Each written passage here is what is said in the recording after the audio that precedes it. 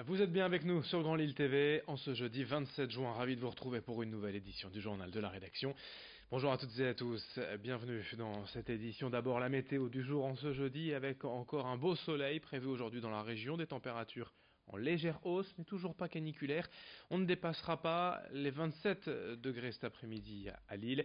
Dans la région et surtout en près de la mer, encore le vent de nord-est rafraîchit l'atmosphère. Il fait beau, il fait chaud mais ce n'est pas encore la canicule vécue ailleurs en France.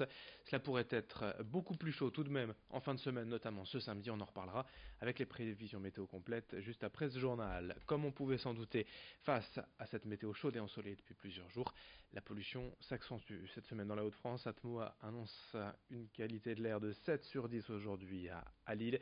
N'hésitez pas à réduire votre vitesse, ne prenez pas la voiture si vous n'y êtes pas obligé. Justement, l'actualité à Lille, cette annonce de Martine Aubry confirmant officiellement une information déjà entendue ces derniers mois. D'ici le mois d'août, l'ensemble du centre-ville de Lille passera en zone 30, une réduction de la vitesse voulue pour faire baisser la pollution et fluidifier le trafic. Aujourd'hui, presque 40% des rues lilloises sont déjà limitées à 30 km par heure. À terme, seuls 4 axes resteront à 50, les 4 boulevards structurants que sont les boulevards de la Liberté, Victor Hugo, Montebello et Vauban. La généralisation de la zone 30 était prévue pour 2020, mais la municipalité a donc décidé d'accélérer. Du côté des automobilistes lillois, les avis sont assez partagés. C'est très bien, mais pas toute la ville. Il y a des gens qui ont besoin de rouler, ça n'arrangera rien de mettre tout le monde à 30 km/h. Ça me semble un petit peu problématique, parce que déjà qu'il y a pas mal de bouchons. Après, c'est sûr que pour la sécurité, ça pourrait être pas mal, mais dans ce cas-là, je vais m'acheter une trottinette électrique, j'irai plus vite. Je pense que c'est déjà très dur à l'heure actuelle avec le sens de circulation. Donc 30 à l'heure, à mon avis, c'est une mauvaise idée. Ça n'évitera pas les bouchons. Je pense que c'est indispensable parce que vu la pollution, je crois qu'il faut s'adapter maintenant au changement climatique, au changement de circulation, de vie et tout. Et je trouve que c'est pas plus mal et peut-être laisser plus de place aux piétons et aux vélos. Autre actualité, hier, le premier jour des soldes jusqu'au 6 août, les magasins cassent les prix pour liquider leur stock. Mais première journée de grève, quand même, chez Conforama, à l'Ers hier matin, les salariés soutenus par le syndicat FO se sont mobilisés pour dénoncer leurs conditions de travail. Ils réclament notamment l'embauche de 5 personnes, des horaires d'ouverture plus adaptés à leur organisation personnelle, et une prime de 500 € pour compenser la flexibilité et la polyvalence des postes demandés par la direction. Le syndicat Force ouvrière demande même, je cite, un plan social déguisé, car l'enseigne en proie à des difficultés financières pourrait être prochainement cédée au groupe autrichien Lutz, propriétaire notamment de l'enseigne But. Explication sur place recueillie par Idil Gunay. C'est un premier dégraissage.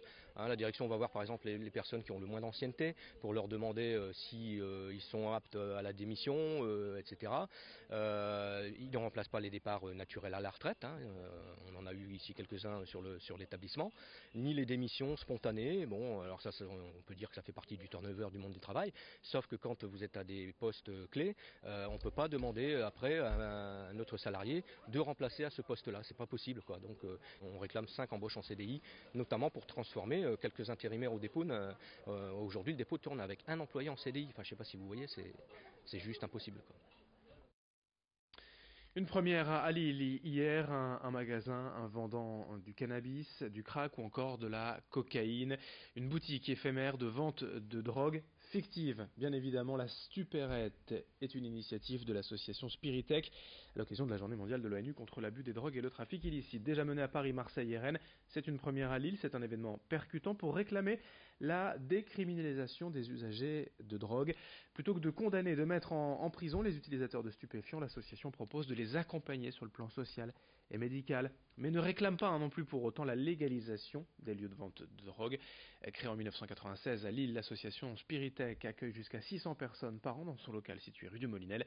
Explication recueillie par Idil Gunay. Ça peut être social, ça peut être une écoute, ça peut être juste de l'information. C'est aussi responsabiliser les personnes, leur donner les moyens de prendre des décisions informées, de savoir ce qu'ils font, parce que là, la plupart du temps, comme c'est des produits interdits, on ne sait pas ce qu'on consomme, on ne sait pas quelle est la composition du produit qu'on consomme, et en général, tout ça, ça fait que augmenter les risques de la consommation. Nous, l'idée, ce ne sera pas forcément de réduire le nombre de consommations, mais en tout cas, c'est de réduire les risques qui sont associés à ces consommations.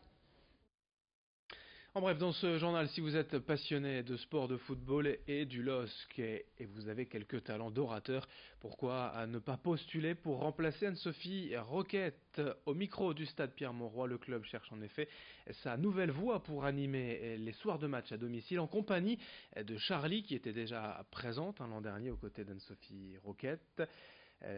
Il suffit d'envoyer un CV, une vidéo de présentation d'1 minute à l'adresse suivante, lavoixdulosc@losc.fr avant le 10 juillet. Les candidats sélectionnés devront ensuite faire une démo en situation réelle au stade Pierre-Mauroy. Ce soir à 18h30 au Palais des Beaux-Arts de Lille, 7 auteurs raconteront les plans reliefs. Vous le savez, ces plans en 3 dimensions de certaines villes du nord de la France et de Belgique. 7 écrivains qui raconteront les plans reliefs, c'est à 18h30 au Palais des Beaux-Arts de Lille. Quelques infos également pour terminer ce journal. De belles images aussi de la Deule sous le soleil. Alors on va remettre dans l'ordre ces images. Les voici, ces images de la Deule sous le soleil, puisque jusqu'au 14 juillet, on en a déjà parlé, 2 écluses sont en travaux entre Dont et Lambersart. 16 km de canal sont interdits aux péniches. L'occasion de profiter de l'eau, de découvrir le paddle autour de la citadelle. Accessible à tous dès le plus jeune âge, ces planches de surf améliorées permettent de naviguer debout, une pagaie à la main, et de faire le tour de la citadelle ou le tour des Bois Blancs. La location coûte 5 € la demi-heure, 8 € l'heure, et avec les chaudes températures à venir, de larges amplitudes horaires sont prévues, histoire d'en profiter jusqu'en fin de journée. Explication au micro de Laure Montfort. À l'eau, il y a moins de chances de tomber à l'eau en paddle qu'en kayak.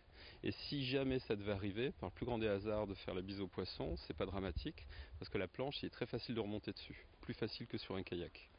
Donc c'est accessible à tous. Ça permet d'aborder pas mal de sites qui sont habituellement réservés à une élite, ceux qui pratiquent les sports nautiques traditionnellement. Et là, par contre, c'est vraiment d'accéder à tous les sites, notamment de la Citadelle, de la Gare d'Eau. On a la chance, nous, d'être ici sur une île au niveau des Bois Blancs.